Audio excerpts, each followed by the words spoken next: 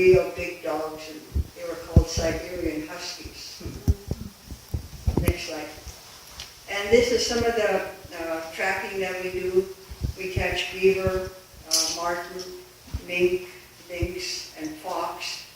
And this beaver here sitting down just with, we also eat that. But we don't eat the marten or the mink, or the fox, or the wolf. So there's some things that we just don't eat, but we eat the beaver.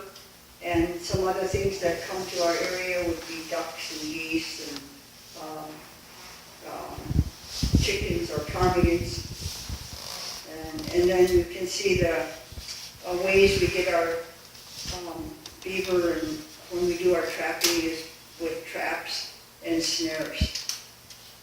And a long time ago, the traps used to have teeth, real mean teeth on them, but now they did away with that, and they just have regular traps. Okay, next slide. And you can see some of the regalia that we have here. I know most of these people here. The lady in the left there, she must have been in a contest for a queen contest or something. And they usually make their own dresses, and we use that at our ceremonial potlatches or whatever we have going on. One thing that's unique in Alaska, there's a dog sled race that goes across the entire state. It's 1,000 miles, and it comes to our community every other year. And it's a big springtime event that draws international attention to our community. Next slide. Some other things that we do in our community, basketball is a really popular sport in high school, all the way through little kids all the way up to high school. Snowshoeing and skiing are both popular winter activities. We're not quite as cold as you are here, so we're able to be out in the winter doing, although you guys are pretty tough, you probably ski and snowshoe, but it's quite a bit colder than us. But we have spring carnival in the springtime to welcome the return of the sun and long days, and it's a great time to be out. Next slide. Some quick weather data. Record low, as you can see, approximately 60 degrees below Celsius. Jenny tells me that the temperatures have been as low as 89, I believe, Fahrenheit. Records highs in the summertime, around 33 degrees Celsius. That's not uncommon to have some days in the upper 80s or 90s Fahrenheit. Average snow depth, a bit more than here. I would say about 3/4 of a meter on the ground in a typical winter of accumulated settled snow. And our rainiest month of the year is in August. Just to give you a quick overview of the utilities that exist in our community. Our city generates electricity by a diesel power plant. Our water comes from 2 city wells, and that water is treated and stored in a tank. Parts of the community have a piped water system that is kept moving continuously by pumps to keep it from freezing. Other parts of the community that don't have that network rely on internal tanks in their home and a pressure tank and a pump, and that water is delivered by the city by truck. For sewer, most homes now have indoor plumbing, and it'll either go into a septic tank or a holding tank that is later pumped out. The city has, that's a service they offer, they pump sewer tanks. And some people still have outhouses, which you can't beat. When it's cold, they work. And sometimes honey buckets as well. For residential heat, it's a combination of both wood and diesel fuel oil. Both are common. Commercially, it's primarily fuel oil to heat our buildings, but we're trying to find a more sustainable energy source, and we're starting a new industry, and we're converting our local tree biomass resource into energy, and we're going to convert a significant portion of our school on the base to be heated by biomass in the coming year. And then lastly, the city owns and maintains a dump which has been relocated out of the floodplain. There's a local transfer station where locals bring their trash, and then the city hauls it off to the landfill. Next slide. As I mentioned earlier, we shifted our focus from military to education, and this has been a very successful model for us. We've referred to it as the Galena Interior Learning Academy. It consists of 200 mostly Native Alaska students from all over the state. They come from approximately 70 different villages. They are directly integrated with our local students. Essentially, we have 2 campuses, and kids bus back and forth from one side of town to the other, depending on what classes they're taking. And on the bottom, you can see some of the course emphasis offerings we have in aviation, automotive, carpentry and welding, culinary arts, and cosmetology, and these are in addition to the basic core curriculum. Next slide. A little bit of the flooding history in Galena. In 1945 is when the Air Force built a levee around their key infrastructure. That still exists today. In 1971, there was a bad flood in Old Town, and a decision was made at that time to relocate a number of homes and businesses about 2 miles upriver to what is still referred to as Newtown site. Over the years, that area has grown and developed, and it's now our economic center. But Newtown, our Old Town, still exists. Between the years of 71 and 2013, there were only a few minor floods, no significant flooding at all. And then finally in 2013, we had, as you see, a major flood, and it inundated the entire community. And it came just within inches of overtopping the levee. Had that occurred, there would have been a much different outcome, I think, for our community. Next slide, please. I just want to mention a few factors that increased the severity of the 2013 flood. First off, there was a false sense of security because there had been no significant flooding for over 40 years. Many people living in the community had no experience or recollection of a flood in their lifetime, and so they were ill prepared. There was also what we found now to be a false sense of a false belief that Newtown was going to be immune to floods. Flooding was affiliated with Old Town right along the river, and Newtown in higher ground, a little bit further back from the river. It was believed to be safe from flooding. And so again, people sort of let their guard down and didn't prepare. And then a final factor that caused us some problems was that a previous mitigation effort connecting Newtown to our main evacuation point, the airport, and the levee, it failed very early in the flood, so people in Newtown were completely cut off from the airport and high ground at the levee. So I'm going to just run through some quick pictures here. This is a home right near the edge of the river, and this is very early on in the flooding. At the height of the flooding, the water was up to the roof line. Next slide.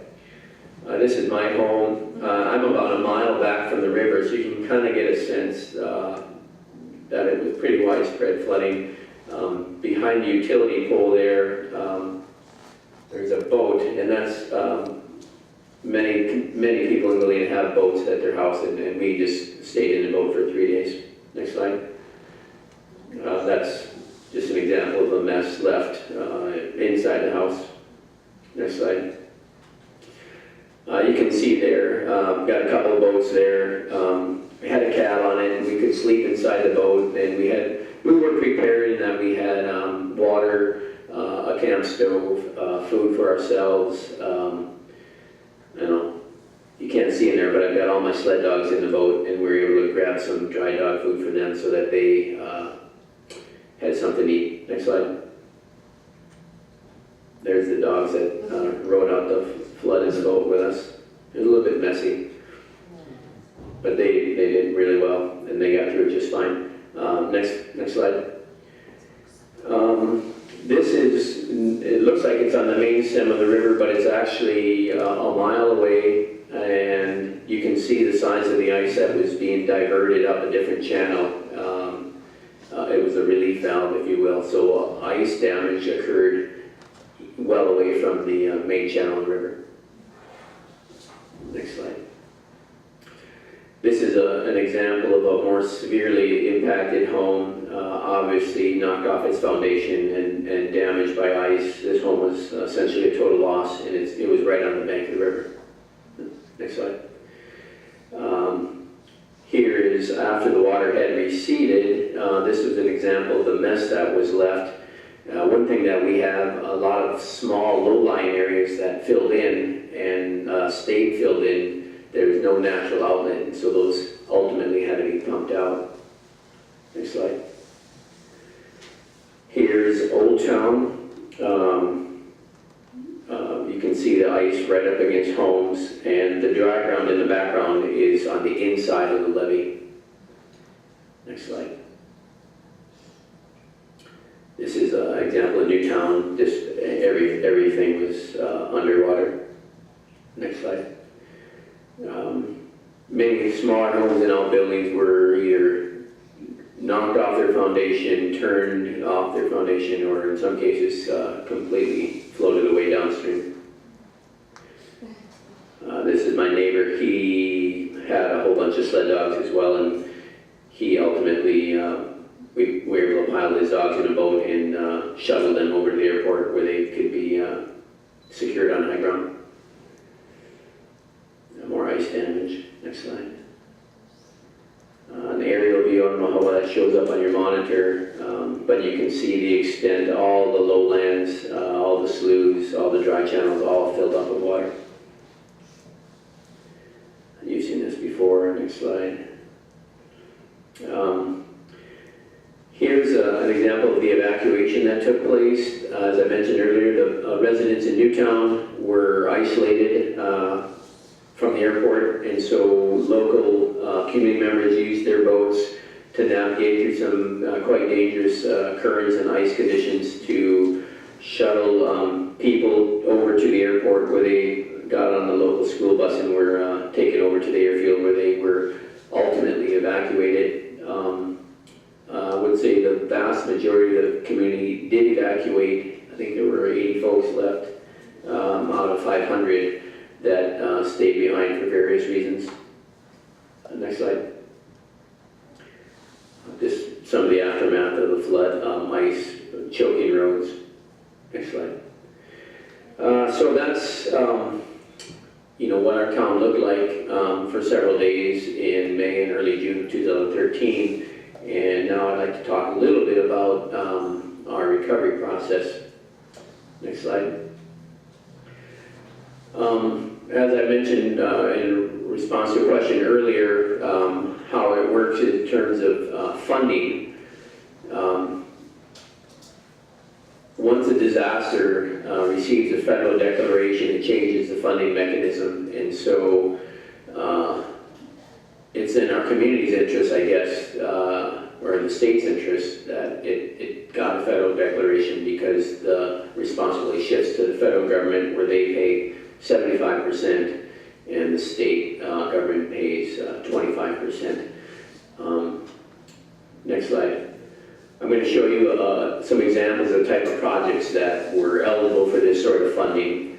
Road repairs were significant. This is where the connection point to the airport was washed out.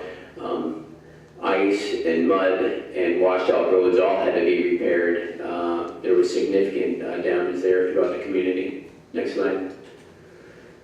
These are in no significant order, but Galena, the softball field, is maybe deemed as a minor thing, but it was kind of a focal point of community activities, and that was severely damaged, and so that received some funding to repair that recreation area. Next slide. Our power plant, sewer lagoon, water plant, that was all affected by the flood, and significant dollars went into repairing or replacing those systems. Next slide. They funded debris removal. There was an enormous amount of waste generated, and so they funded the removal. Everyone just brought their stuff to the street corner or the curb. We don't have curbs, but to the edge of the road, and they came in and hauled it off with loaders and dump trucks. Next slide. There's a fair amount of hazardous waste in the community, primarily, I guess, fuel, and then our sewer lagoon was breached, and so there was some human waste as well, and so people were donning hazmat suits and getting down and dirty in flood recovery, but they funded that. They went around and rounded up fuel tanks that had been displaced and spilled in the community, and so that was another state-fed project. Next slide. This is an example of a responder camp. So much of the housing was destroyed in the community. We were fortunate to have the facilities on the base to house residents during the recovery. We basically put residents in the dormitories that were normally full of students during the school year. But they put up these temporary huts inside the levee, and it served as a home base for workers and volunteer organizations to come in and assist the community throughout. It was a 2-year process that this camp was actually expanded in the second year. Next. They also funded dining and lodging support. This is volunteers, I believe, being fed here, but for a significant portion of that first summer, they funded food for the entire community to be fed at the base dining hall. And as I mentioned, residents could also stay in a dorm room on the base while their home was being repaired. Next slide. In Galena, a lot of our water lines are buried in the roadway, and apparently they were not buried deep enough or anchored well enough, and during the flood they floated up, in some cases became disconnected, and so there was extensive repairs to that system to rebury and anchor. Next slide. They actually also funded project management of the recovery that allowed our local city government, our city manager and her staff to focus on continuing to run the city, and they provided dollars and outside expertise to oversee the recovery process. That was quite valuable. Next slide. I won't go into too much detail about how different families received benefits because it varied widely, and it was a case-by-case basis based primarily on income or economic status. Here is an example of a home that is being completely rebuilt. They would not build new homes unless they were elevated to a new height that FEMA, our Federal Emergency Management Organization, deemed safe from future floods. So they put in a whole new foundation, and in this person's case, I believe they funded an entire new home, One thing we were adamant about in our community, though, was that if we were going to rebuild homes, we wanted them to be energy efficient homes. Cost of energy is very high in our community, and we didn't want to be left with a bunch of substandard, lower 48 standard, lower 48, probably not common to a warmer climate standard of housing. And so we were successful in that, in getting a design that proved to be quite energy efficient. And we also were adamant that with these new homes there was education in how to maintain. These are different types of homes than most folks are used to living in, so we want to make sure that these homes are going to be around for many years to come.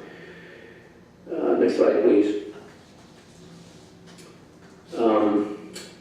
They funded plumbing and heating repairs for some families, especially lower income. Sewer lines floated up just like water lines, and water heaters and boilers were all damaged, and so some folks received assistance in having those systems repaired. Next slide, please. I guess I already talked about the energy efficient housing. There's a pretty neat organization in Fairbanks, Alaska called the Cold Climate Housing Research Center that does a lot of great work on energy efficient building designs. cchrc.org. It's a site worth checking out. Next slide, please. One thing that was critical to the rebuilding was, I'll refer to them as faith-based volunteers, religious organizations that they come on their own dollar to communities affected by disasters and pitch in and help. Here's an example of a crew. This entire house, the state and feds provide the dollars for the building materials and the transportation, and these folks spent, I think they had 2-week shifts where people were coming and going, and put a good number of houses for people. In some cases, people bought their own materials, but if they didn't have the labor themselves to build a house, these good folks came and lent a hand. Were very, very helpful. Go ahead. Again, volunteers built that house. Volunteers putting up this next structure. Yeah, you can go ahead. Next slide. They've also provided logistical transportation support. This is the only way for us to get, it's not the only way, it can fly, but the most practical way to get supplies in the summer is by barge. There are only a limited number of barges that run in the summertime, and they were packed full throughout the summer to get supplies and materials out. Next slide. Here's an example of one of the larger planes that can land in our community, and they are offloading most likely building supplies and emergency supplies. The next little bit I want to talk about, that was more immediate recovery, what our community went through the first year and a little bit into the second year. I want to talk a little bit about the long-term recovery process. Unfortunately, I don't have a lot of fancy slides because the long-term recovery process really involved just what you see here, a lot of meetings, a lot of human energy and investment of time. Next slide. So the way it works in the United States, after a federal disaster, they hire a local disaster recovery coordinator, a state federal disaster coordinator, a state recovery coordinator, and a federal disaster recovery coordinator, and they work as a team amongst their different agencies to steer the recovery process. We formed a local advisory committee, the Galena Recovery Advisory Committee. It was made up of motivated, engaged citizens, and we also tried to recruit members from all segments of the population so that we had a well-balanced team to engage in the recovery process. The timing of it was a challenge. Obviously, the entire summer was built with just getting things buttoned up so that you could get through the coming winter. So just about when everybody was ready to take a big deep breath and relax a little bit, November is when they came to us and said we need to start thinking about long-term recovery. And I guess I would say we were reluctant at first because of how exhausted we were, but in hindsight it was good because it positioned us for better recovery in the long run, and it was a necessary step. I was ultimately hired as that local recovery coordinator, and it was important to get community buy-in, and I think that's where Jenny and I came in as local leaders, trying to rally support and recognize the importance of this process so that we could have a better recovery. Again, it involved a lot of meetings, community visiting, deciding how we wanted to rebuild, what kind of community did we want to look like in the future. It didn't just involve mitigation, what we would do in future floods, but what could we do to be a better, healthier, stronger community. A multiple meeting process of identifying all the needs and issues that were important to our community, both relating to the flood and also outside of the flood. It was a chance to sort of dream big, think, big picture. If you could do anything you want, what would you do as a community? And I don't know, Jenny, I sort of enjoyed that process because it was it was dreaming, seeing what possibilities existed. So through that process, we identified a number of projects and tried to select project champions, someone to get behind that project, keep it moving forward. These projects didn't necessarily have dollars attached to them, but connections were made with agencies and entities to help foster those projects and hopefully ultimately get them financed. I think I just have one more slide. FEMA identifies what they call as recovery support functions, and we had to go along with their process, but they broke down our needs and issues into these key areas: infrastructure, housing, community planning and capacity building, cultural and natural resources, health and social services, and then economic. So our community, I think, identified like 200 small things that we wanted to work on or improve in our community, and then they were put into each of these different categories. Each of these different categories had a state agency who was assisting in developing those projects, as well as a federal agency.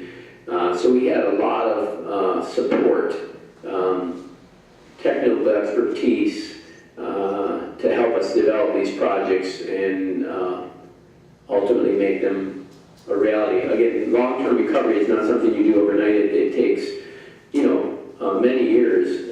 But because we went through this process, we're better poised to receive federal fundings for grants down the line because we've already identified what our important needs and issues are. Anything else after this? I do not. Here's this ending with a nice picture of the Aurora Borealis over Galena. I would be happy to answer any questions. Appreciate any comments for myself or Jenny.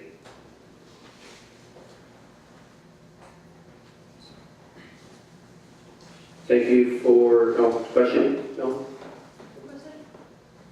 Is the only reason of the huge floods this Bishop Rock? In this case, yes. But ice jams have occurred in other areas around us, but that's the most likely occurrence right there. that how many people get harmed because of the last flood, not only in Galena but in other villages or cities as well? Harm, you mean physically or? Physically. We were very fortunate, 0. And what about possessions? Property of people? Like it was totally destroyed? Part of the what? The people property, was it totally destroyed in the city? Yeah, there was extensive property damage, not only in our community, but as Ed mentioned, in Eagle, Circle, and Downriver as well. Galena was the most significant community in that flood season, but on any given year, it could be a different community. And do you have the floods every year or? No, like I mentioned, we've been fortunate. We don't have the frequency of floods that you seem to have here. Major floods have been 45, 1971, and 2013.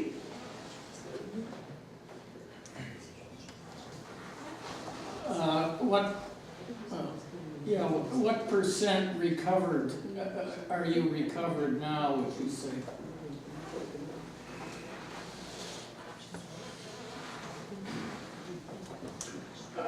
Percent recovered, hard to say, John.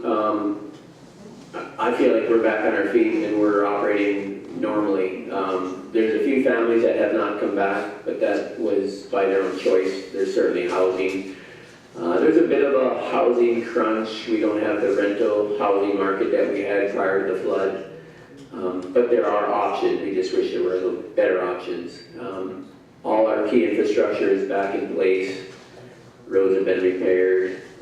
There's things we want to continue to improve and do better, but we're, I would say, every bit as functional now as we were prior.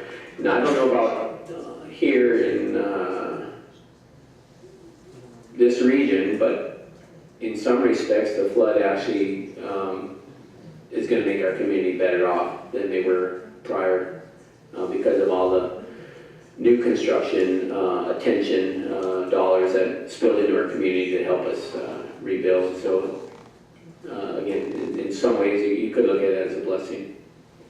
I'd just like to add that the tribe is still working on sewers, and probably next summer we'll be able to raise more homes. But the process just goes on, so we're pretty well stable at this point, but we're still working on the recovery.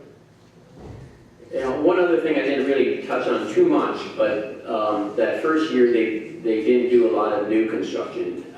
They primarily were fixing what could be fixed, just because we had such a limited window. The second summer is when we built many homes, but there was a grant that allowed a huge mitigation effort to elevate 50 homes, some of them quite high, above the floodplain. And in future flood events, those homes should all be above the floodplain and free from any extensive damage. Go ahead. The nature, the way of living, even the weather is quite similar, like Galena and our region. So maybe in the future you should use our experience how to work with ice, because how to maybe cut off, maybe pump the ice jam in Bishop. Yeah, I think, that's what we're here for, is to learn from each other, and I think we can certainly look at those techniques. We do have some challenges. The remoteness, getting to these sites is not easy. We have quite a bit more snow. I don't know that cutting would work quite as well as it does here. you know, the bombing has some negative consequences, but it certainly has some beneficial ones too. So I don't think we should throw anything out the window. We should look at what's been done here and see if we can apply it.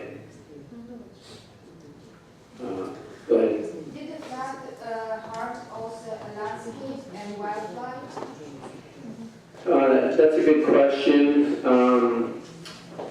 It certainly altered the landscape. I don't know that it had any significant negative impacts. Hunting areas were changed, but it didn't like wipe out the moose population. That same fall, people were quite successful getting moose, and there were some, you know, it pains my heart to see all the junk and debris and waste that we sent downstream to other communities and out to the ocean. But I don't think there was any lasting ecological damages to the floods. And in some cases, even beneficial, you know, areas were regenerated and filled in that needed water. Go ahead. I have a small question. It's mostly for Jenny, I guess. It's a bit out of the topic, but you mentioned about tribal government, and I'm writing my master's degree about indigenous rights and people, so I just want to ask where I can find more information about tribal government. Sure, you could probably answer the question. I'll be doing a presentation after lunch on tribal governments. I guess for the sake of time, I think we're done now, and thank you for listening to us, and hopefully we can see each other again in the future and work more together. Thank you.